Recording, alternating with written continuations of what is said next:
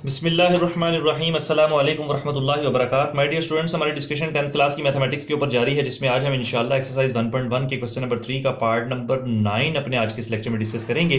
प्यारे बच्चों, इस लेक्चर में मैं एक ही पार्ट करूंगा क्योंकि ये थोड़ा सा लेंथी पार्ट है, ताकि वीडियो बहुत ज्यादा लेंथी ना हो जाए। तो इसके बाद आपका एक पार्ट रह जाएगा, इंशाल्लाह मैं वो भी अपलोड कर दूंगा। तो आइए जरा क्वेश्चन को स्टार्ट करते हैं।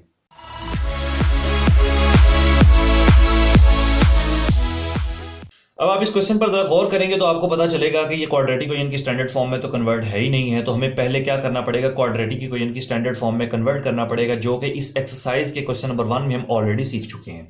क्योंकि जब भी क्वाड्रेटिक इक्वेशन को हमने सॉल्व करना होता है, किसी भी मेथड से, जो 3 मेथड्स आपकी इस बुक में हैं, किसी भी मेथड से सॉल्व करना हो तो हमें सबसे पहले क्वाड्रेटिक इक्वेशन की standard form ax² + bx + c की फॉर्म में कन्वर्ट करना पड़ता है। अब अगर नहीं होगा तो हमें बनाना पड़ेगा। बनाते कैसे हैं वो हम क्वेश्चन नंबर 1 में सीख चुके हैं। तो आइए जरा स्टार्ट करते हैं। आपका इंशाल्लाह इसमें क्वेश्चन नंबर 1 भी रिपीट हो जाएगा। इसको डिफरेंट तरीके से किया जा सकता है। मैं फॉर एग्जांपल यहां पर इसका एलसीएम लेके क्रॉस मल्टीप्लाई कर दूं, दूसरा मैं तीनों को एक साइड पे करके फिर एलसीएम ले लूं, दूसरा मैं इसको सिर्फ इधर ले जाऊं। उसकी वजह क्या है, क्योंकि इसका डिनोमिनेटर और इसका डिनोमिनेटर सेम है। तो इन दोनों के डिनोमिनेटर्स को एक साइड पे करके उसके बाद फिर क्रॉस मल्टीप्लाई करके आंसर निकालें तो आपकी कैलकुलेशन ज्यादा आसान हो जाएगी। तो मैं इस तरीके से करूंगा। क्या करते हैं जी, 4 को इधर ही रहने देता हूं। ये पूरी फ्रैक्शन के साथ माइनस का साइन है, जब उधर जाएगी तो पूरी फ्रैक्शन प्लस हो जाएगी। तो 3x² + 5 डिवाइडेड बाय 3x + 1, ये तो मैंने रहने दिया जी एज इट इज। अब ये पूरी वैल्यू माइनस में है, जब इधर आएगी तो पूरी वैल्यू क्या हो जाएगी, प्लस हो जाएगी। और 8 डिवाइडेड बाय 3x + 1। जब दो फ्रैक्शंस के दरमियान प्लस या माइनस आ जाता है तो एलसीएम लेते हैं, और जिन दो फ्रैक्शंस का या 3 या जितनी भी फ्रैक्शंस का एलसीएम ले रहे हैं, अगर उनके डिनोमिनेटर सेम हो तो न्यूमरेटर एज इट इज आ जाते हैं। तो देखें जी, इसका डिनोमिनेटर क्या है, 3x + 1। अब जब डिनोमिनेटर सेम है तो न्यूमरेटर एज इट इज आ जाएगा। यहां पर क्या आ जाएगा, 3x² + 5, और यहां से क्या आ जाएगा, 7 + 8 आ जाएगा। अब ये डिवाइड हो रहा है, इसको तो जाकर मल्टीप्लाई कर देंगे तो क्या आ जाएगा, 4 × 3x + 1 = 3x² + 5 and +8 is +13। तो यहां पर आ गया जी +13। उसके बाद इसको अंदर मल्टीप्लाई करते हैं। 4 × 3 is 12x + 4 1 = 4 = 3x² + 13। अब हमने क्या करना है, इन वैल्यूज को, बजाय इसके कि मैं इन वैल्यूज को इधर लेकर आऊं, मैं इसको इधर ले जाता हूं। क्योंकि x² देखे ना पॉजिटिव है तो मुझे पॉजिटिव ही रखना पड़ता है। तो इस वजह से मैं इनको उठाकर इधर ले जाता हूं। जब सब कुछ यहां से उठाकर उधर ले जाऊंगा तो यहां पर रह जाएगा 0 = ये देखें 3x², और कोई स्क्वायर वाली टर्म नहीं है तो यही आ जाएगी। उसके बाद x वाली टर्म, तो ये +12x है, जब इधर आएगा तो -12x हो जाएगा। और ये +13 ऑलरेडी यहां पर लिखा हुआ है, जब ये +4 इधर आएगा तो -4 आ जाएगा। अब मैं इसको रेंज भी कर देता हूं, मतलब ये वाली वैल्यू सारी उठाकर इधर लिख देता हूं और ये वाली सारी वैल्यू उठाकर इधर लिख देता हूं। अब बच्चे इसमें कंफ्यूज होते हैं कि अगर मैं इसको इधर लिख रहा हूं और इसको इधर लिख रहा हूं तो ये वाली वैल्यू यहां से यहां पर आ रही है तो उसका साइन चेंज होना चाहिए। ऐसा नहीं होता प्यारे बच्चों, साइन तब चेंज होता है जब मैं कोई एक या जितनी भी वैल्यूज को एक जगह से उठाकर उधर लेकर आ रहा हूं।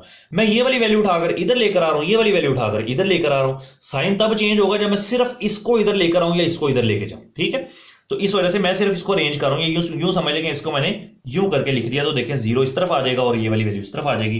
तो 3x² - 12x और +13 में से 4 माइनस करेंगे तो प्यारे बच्चों आपका आंसर क्या बचेगा, +9 बचेगा, = 0 बचेगा। यहां तक हम पहुंच गए जी क्वाड्रेटिक इक्वेशन की स्टैंडर्ड फॉर्म को। अब हम क्योंकि कंप्लीटिंग स्क्वायर से सॉल्व कर रहे हैं तो ये 3 मेथड्स करेंगे कि हमने किसी तरीके से x² का कोएफिशिएंट 1 बनाना है। वो चाहे आपका माइनस का साइन कॉमन लेकर बनता हो, चाहे माइनस का साइन डिवाइड करके बनता हो, चाहे कोई नंबर डिवाइड करके बनता हो, चाहे कुछ कॉमन लेकर बनता हो। तो यहां पर अगर आप 3 कॉमन ले लेंगे तब भी बन जाएगा। अदरवाइज हम जिस तरीके से करते आ रहे हैं हम उसी तरीके से करेंगे कि जो x² का कोएफिशिएंट होगा, अगर तो 1 है तो ठीक है, नहीं है तो बनाना पड़ेगा। बनेगा कैसे, जो x² का कोएफिशिएंट है उसी को बोथ साइड्स पर डिवाइड कर देंगे। तो यहां पर लिख देंगे जी डिवाइडिंग।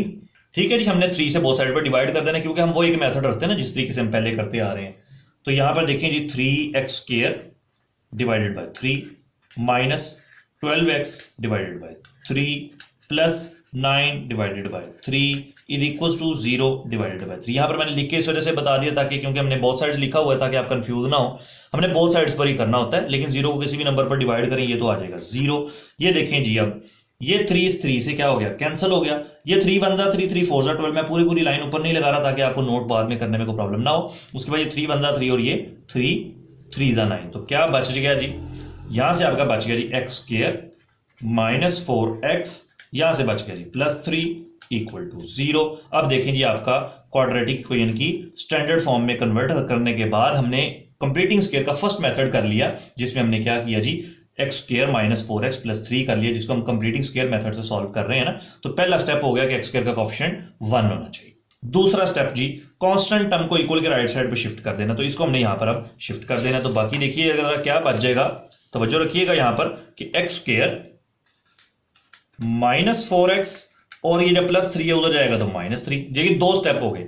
तीसरा स्टेप जो x का कोएफिशिएंट है, x का कोएफिशिएंट है जी 4, विदाउट साइन आपने पकड़ना है क्योंकि प्लस 4 या माइनस 4 वो ये बताएगा कि आपका फॉर्मूला कौन सा कंप्लीट होना है। तो 4 को मल्टीप्लाई करना है हमेशा 1/2 से, जो आंसर आएगा। अब देखिए आंसर क्या आएगा, इसकी कटिंग हो रही है तो कटिंग कर लें, 2 1 जा 2, 2 2 जा 4, आंसर आया 2। जो आंसर आया इसका स्क्वायर लेकर बोथ साइड्स पर ऐड कर देना है। तो यहां पर यही चीज मेंशन कर देंगे कि adding and squaring 2 on both sides. अब ये पता कैसे चलता है कि किसको करना है, ये एक आखिरी स्टेप है जो कंप्लीटिंग स्क्वायर का, कि x के जो भी कोएफिशिएंट होगा उसको 1/2 से मल्टीप्लाई करना और जो आंसर आएगा उसका स्क्वायर लेकर बोथ साइड पर ऐड कर देना है। तो x square minus 4x plus, ये देखें जी ऐड भी कर दिया और स्क्वायर लेकर ऐड किया, इज इक्वल टू -3 प्लस 2 का स्क्वायर। यहां पर हमेशा फॉर्मूला कंप्लीट होगा कैसे, कि जो दो स्क्वायर वाली टर्म्स हैं उनको लिख लेंगे और साइन हमेशा ये वाला लिखेंगे। अगर माइनस होगा तो माइनस आ जाएगा, प्लस होगा तो प्लस आ जाएगा। इसको आप ओपन करेंगे तो यही चीज बन जाएगी, इसको क्लोज किया तो ये बन गया। आप करके चेक कर सकते हैं।